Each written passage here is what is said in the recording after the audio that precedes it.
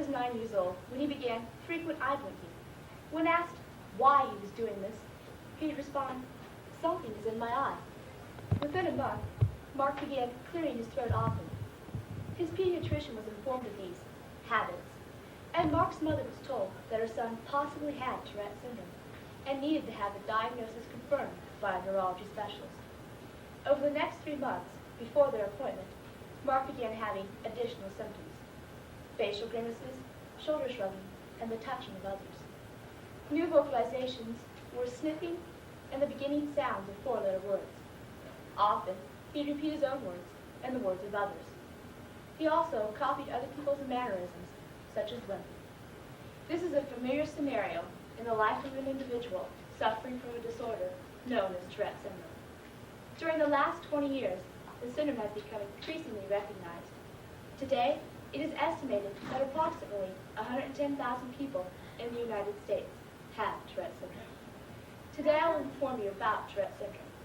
To accomplish this, I will first give a description of Tourette syndrome. Next, I will tell about the stages of the syndrome. And finally, I will describe the treatment of Tourette syndrome. Tourette syndrome is not an uncommon neurological disorder. Descriptions of the disorder date as far back as the 1600s. At this time, a chronic tic and motor disease was documented in a region in Germany. It is believed by researchers that this incident may reflect genetic roots of the disease. However, it was not until 1885 that a French neurologist, Georges Gilles de la Tourette, whom the disorder is named for, described the symptoms. Tourette syndrome usually begins between the ages of 2 and 15 and affects 3 times as many men as women. In most patients, the first symptom is a single motor tic, such as eye blinking or head jerking. Soon, they develop additional tics, or involuntary muscle twitches, which may affect the face, neck, shoulder, or limbs. These initial tics may be multiple, or they may begin with vocalizations. These vocal tics are always present at some time, and are uncontrollable. Examples include barking, grunting, and throat clearing. Tourette syndrome has not, the cause of Tourette syndrome has not been established, but it is suspected to result from a biochemical abnormality of the neurotransmitters, which are located in the basal ganglia of the brain. Tourette syndrome has not been proven to be inherited. In a series of 120 Tourette families, though, about 1/3 have family members with Tourette syndrome. The symptoms of Tourette syndrome fall into 3 major categories or stages: motor, vocal, and behavioral. The motor symptoms are characterized by the repetitive, involuntary, purposeless contractions of the muscles, or motor tics. These motor tics are brief, frequent, rapid, sudden, unexpected, stereotypic, and they also may vary in intensity among individuals. Vocal symptoms are the second stage and are described as uncontrollable vocalizations, and in some cases can be quite loud and disruptive. The most embarrassing vocal symptom is cochlealia, which is the uncontrollable outburst of obscenities. It is seen in approximately 30% of Tourette syndrome patients. These outbursts are offensive and socially unacceptable. Saul Luberoff, a DJ for a radio station in Iowa City, has Tourette syndrome and suffers cochlealia. His doctor, Samuel Cooperman, head of the University of Iowa's Tourette's Clinic, says, "We all may have the same thoughts Saul has, but we don't say them." Other vocal disturbances in this stage include palalia, which is the repeating of one's own words, and echolalia, the repeating of another's words. Both vocal and motor symptoms increase in intensity with emotional stress, tension, or fatigue. They diminish during distraction or concentration and tend to disappear during deep sleep. The DJ, Saul Luberoff, does not suffer the vocal symptoms when he is on the air. His reason, he says, is, "Because I am professional." The behavioral symptoms are the final stage. Behaviors associated with this stage include obsessive-compulsive behavior, which is seen in about half of Tourette syndrome patients, attention deficits, impulsivity, imitating the movements of others, hyperactivity, learning disabilities, and ritualistic behaviors. An example of obsessive-compulsive behavior is the continual making and unmaking of a bed. Ritualistic behaviors include such things as the inability to walk across a room without counting all of the tiles on the floor. The rest of the behaviors are almost crippling, because not only do they interfere with the individual's normal everyday activities, but they also interfere with the individual's learning. Tourette's syndrome is a lifelong disease. Presently, there is no cure, but there are drugs and treatment for Tourette's syndrome patients. Many treatments have been tried to relieve the symptoms, but currently pharmacological therapy is the only effective method of treatment. Various medications are being used, but they relieve rather than eliminate all symptoms. All the medications used are potent and have potentially significant adverse effects. Diagnosis and treatment are not enough. Patients and their families require education, counseling, and emotional support. Tourette's syndrome is not a psychological disorder. It has nothing to do with the mind, except, of course, the shame it causes sufferers. Some individuals with Tourette's syndrome have isolated themselves from human contact for up to 70 years. Others have been told that they were possessed by the devil. These people are normal, everyday human beings who did not choose to have this disease and are as baffled by it as we are. They do not deserve the horrible treatment and pain inflicted upon them. Jim Eisenreich, the newly signed player to the Kansas City Royals, has lived with this pain because he has Tourette's syndrome. Tourette's syndrome first affected him on April the 20th, 1982, during a ball game when he played for the Minnesota Twins. He suffered a great deal from this and is finally making his way back. Eisenreich says, "I don't know what will happen. It happened once. It could happen again. All I want is another chance."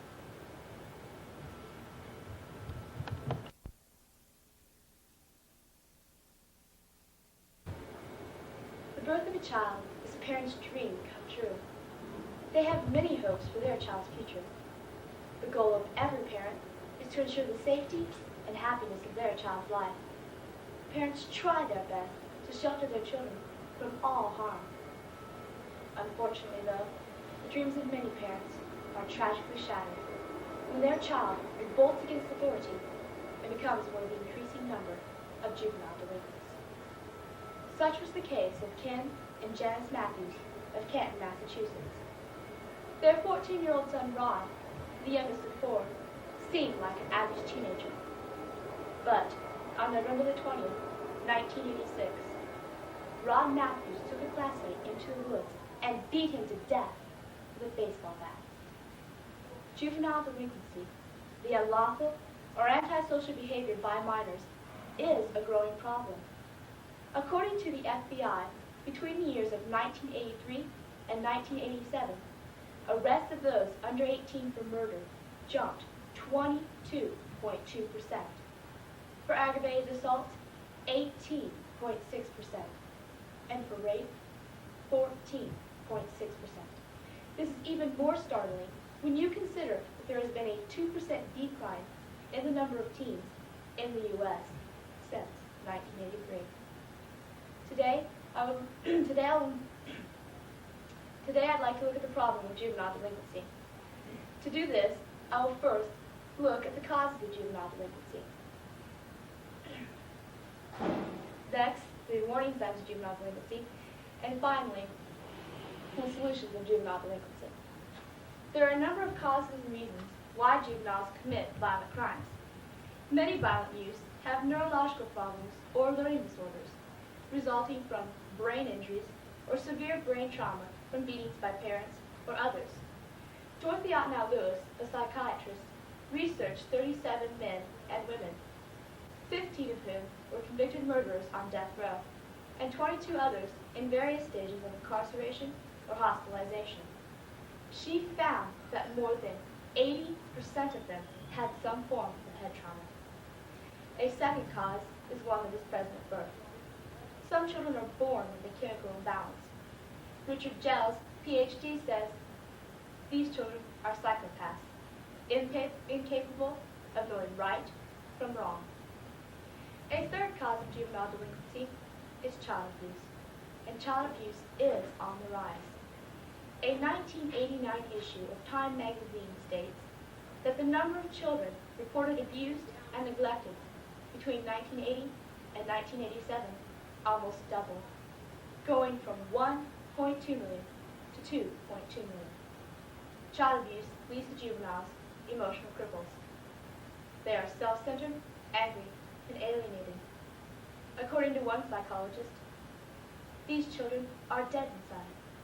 For them to feel alive and or important, they engage in terrible types of sadistic activity. Violence in juveniles may also be triggered by the easy access to guns, alcohol, drugs, and particularly crack. Drugs leave the user angry and hallucinating. This can lead to numerous delinquent acts. Crack tends to make the user sexually aroused. Failure to find a willing partner often leads to rape. A fifth cause of juvenile delinquency is entertainment and the media. The media helps information and values. This is considering the fact that by the age of 16, the typical child has witnessed on television an estimated 200,000 acts of violence, including 33,000 murders. Fortunately, very few kids who watch simulated murders on television will commit the crime in real life. Experts say kids exposed to media violence may exhibit increased anger and aggression. Finally, teenage pregnancies, high divorce rates, and inadequate day or foster care are all key factors to the problem of juvenile delinquency. Not only are there causes, but there are also signs or signals one should be aware of. Most often, violent children will display some of the following symptoms: the lack of ability to give and receive affection, self-destructive behavior, cruelty, phoniness, severe problems with stealing, hoarding, and gorging on food, and marked problems with self-control. Other symptoms include the inability to keep friends, unwillingness to make eye contact, preoccupation with fire or gore, pathological lying, various learning disorders, and extreme mood swings. One shouldn't be alarmed if a child exhibits one or two of these symptoms, although a child which has a combination of several symptoms should be recognized and helped. Knowing the warning signs and some causes which can turn a youth towards violence does not make the pain or the problem it causes, does not make the problem or the pain it causes end. Something must be done. But what? There truly are no quick and easy solutions, but we just can't ignore them. We just can't ignore the problem. There are things that we can do to decrease the chance of delinquency from occurring. Parents can first help by tuning themselves in to what their children are seeing or hearing on TV. Then, talk to their children and set limits. Next, parents shouldn't be afraid to complain. Take the example of Pete's mom. She found Pete's friend vulgar and unpleasant, but didn't complain. She accepted his word that the satanic Bible in his room belonged to a friend, and he was just passing it along. She saw the violent album covers of heavy metal music he listened to, but didn't complain. Today, Pete is serving a life sentence for murder at the age of 17. Not only should parents complain, but they should also give their children as much of their time as possible and let their kids know that society really does care about them. The third small help could be the removal of all sex and gore from the media. On a larger scale, the government at all levels should set up battles against drugs, poverty, and racism. There should be more money poured into education, daycare, and recreational opportunities for young adults. Finally, if delinquency does occur, communities can also help by offering rehabilitative treatment. Various communities in the U.S. are trying such programs with considerable success. There are many programs and many plans of attack. In the program offered by the Justice Resource Institute in Massachusetts, for example, members concentrate on overcoming aggressive thinking patterns,